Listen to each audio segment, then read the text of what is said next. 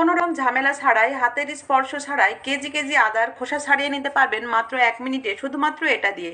আপনি ভাবছেন সেটা কিভাবে সম্ভব? জানতে হলে পুরো ভিডিওটি দেখতে থাকুন। ফ্রিজে এতদিন যেভাবে সবজি রেখেছেন তা সম্পূর্ণ ভুল। এভাবে সবজি রাখলে কিন্তু দ্রুত নষ্ট হয়ে যাবে, সবজিগুলো আপনি আর খেতে পারবেন না। তাই সবজি রাখার নতুন পদ্ধতি শিখে নিন। সুই সুতার বক্সে কিন্তু আপনার নানা রকম ঝামেলা হচ্ছে, এইভাবে সুই সুতা রাখুন, দেখবেন কোনো রকম সমস্যা হবে না। কাঁচামরিচ সংরক্ষণ পদ্ধতির নতুন টিপস জেনে রাখুন। এভাবে কাঁচামরিচ সংরক্ষণ করলে একটি কাঁচামরিচও নষ্ট হবে না, আপনি মাসের পর মাস টাটকা মরিচ খেতে পারবেন। সেই সাথে জেনে নিন আপনি খাঁটি দুধ কিভাবে চিনবেন। অনেক সময় দেখা যায় আমরা দুধ কোনটা খাঁটি কোনটা ভেজাল চিনে উঠতে পারি না, তাই এই টিপসটি জেনে রাখুন। এমনই কিছু টিপস নিয়ে হাজির হয়ে গেছি, আশা করছি পুরো ভিডিওটি দেখতে থাকবেন, পুরো ভিডিওটি আপনাদের অনেক কাজে আসবে। তো চলুন দেখা যাক। বন্ধুরা, আমরা যখন সুই সুতা ব্যবহার করি, কিন্তু সুই সুতা একটা আলাদা বক্সে থাকে, কেসি থেকে শুরু করে সুই সুতা সব কিছু একটা বক্সে রেখে দিই। কিন্তু সমস্যা হচ্ছে কি, এর ভিতরে যে আমরা সুইগুলো রাখি সেই সুইগুলো কিন্তু খুঁজে পাওয়া যায় না। আর এটা খুঁজতে গেলে অনেকটা সময় লেগে যায়, পাশাপাশি দেখা যায় সুতাগুলোও কিন্তু একেবারে এলোমেলো হয়ে যায়, তখন কিন্তু আমাদের খুব বিরক্ত লাগে। তো আপনি কি করবেন, একটি পেন নিয়ে নেবেন। এই পেনটা শীষ পেন, অর্থাৎ এর ভিতরে শীষ ছিল, শীষটা শেষ হয়ে গেছে, আমি ফেলে দিয়েছি, আর পেনের ওপরের কাভারটা নিয়ে নিয়েছি। এর ভিতরে আমি ছুঁইগুলো রেখে দিব। আপনার বাসায় যত ছুঁই আছে এইভাবে যদি পেনের এই কাভারের ভিতরে রেখে দেন, তাহলে দেখবেন ব্যবহার করে আপনি কত সুবিধা পান।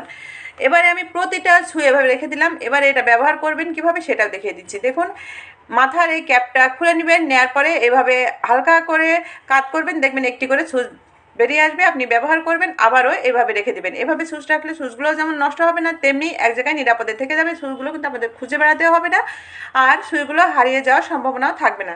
দেখুন, আমি এবার এটা এই বক্সের ভিতরে এক সাইডে রেখে দিব, বাস, আর কোনো টেনশন রইল না।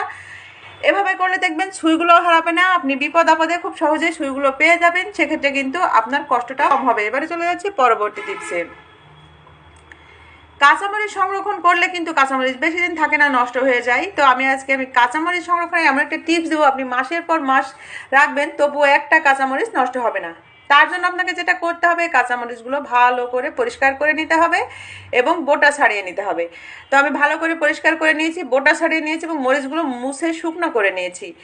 এবারে আমি নিয়েছি একটি নেটের ব্যাগ। এ ধরনের নেটের ব্যাগ দেখা যায় বাজার থেকে চলে আসে আমাদের বাসায়। যদি নেটের ব্যাগ না থাকে, আপনি পুরনো মশারি কেটে কিন্তু একটা ব্যাগ তৈরি করে নিতে পারেন।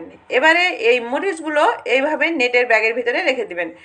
রেখে আপনারা নর্মাল ফ্রিজে রেখে দিবেন, দেখবেন মাসের পর মাস চলে যাবে, মরিচগুলো যদি গা শুকিয়ে যায় তবুও একটা মরিচ পচবে না, নষ্ট হবে না।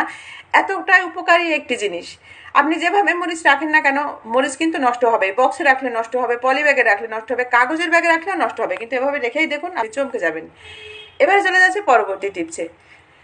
দুধ আসল না খাঁটি, মানে ভেজাল না খাঁটি, আমরা কিন্তু বুঝে উঠতে পারি না। অনেকে বাইরে থেকে আমরা দুধ নিয়ে আসি, কিন্তু সেই দুধটা ভালো কি খারাপ বুঝবেন কিভাবে?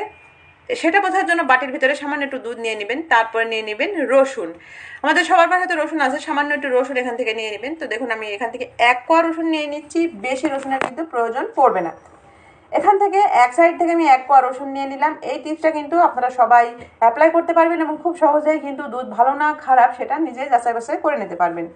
এবারে রসুনের আমি খোসাটা ছাড়িয়ে নিচ্ছি। অবশ্যই খোসাটা ছাড়িয়ে নিতে হবে, না হলে কিন্তু হবে না। খোসাটা ছাড়িয়ে নেওয়ার পরে রসুনটা আমি এই দুধের ভিতরে দিয়ে দিব। দুধের ভিতরে দিয়ে দিলেই কিন্তু সঙ্গে সঙ্গে আপনারা বুঝতে পারবেন দুধটা ভেজাল না খাঁটি। এভাবে আপনারা রেখে দিলে দেখবেন এই রসুনের চারপাশ দিয়ে দুধের কালার চেঞ্জ হবে, পাশাপাশি চারপাশ দিয়ে দুধটা কিন্তু একটু কেটেও যাবে। দেখুন, দুধের কালারটা কিন্তু চেঞ্জ হয়েছে। তার মানে বুঝতে হবে যে এই দুধটায় একটু সমস্যা আছে। আসল দুধ হলে কিন্তু এতটা কালার চেঞ্জ হতো না। দেখুন কালারটা কেমন চেঞ্জ হয়ে গেছে। এভাবেই কিন্তু আপনারা দুধ পরীক্ষা করে নিতে পারবেন। এই দুধে কিছু না কিছু মেশানো আছে, যার কারণে এরকম কালারটা চেঞ্জ হয়ে গেল। এবারে চলে যাচ্ছি পরবর্তী টিপসে। আমরা তো সবসময় ফ্রিজে সবজি রাখি, কিন্তু ফ্রিজে সবজি রাখলে দেখা যায় কয়েকদিন পরেই সবজি ঘেমে যায় আর সবজি পচে যায়। সেক্ষেত্রে কিন্তু সবজিটা বেশি দিন থাকেও না, সবজির টেস্টও নষ্ট হয়ে যায়, গুণগত মানও নষ্ট হয়ে যায়। তো আপনি কীভাবে সবজি রাখলে সবজি ফ্রেশ থাকবে এবং দীর্ঘদিন ভালো থাকবে জেনে নিন। আমি এখানে সবজি রাখার ট্রে নিয়েছি। এবারে যেটা করব, এই ট্রের ভিতরে আমি এখন দিয়ে দিব একটি কাপড়। কাপড়টা হতে হবে মোটা টাইপের কোনো কাপড়, সেটা গেঞ্জি কাপড় হতে পারে বা মোটা টাওয়াল হতে পারে। দেওয়ার পরে আমি কাপড়টা একটু মোটা করে ভাঁজ করে ঠিক এই ট্রের ভিতরে এভাবে দিয়ে দিলাম। এবারে আপনি সবজি রাখুন, ফল রাখুন, যাই রাখুন না কেন এভাবে রেখে দিবেন।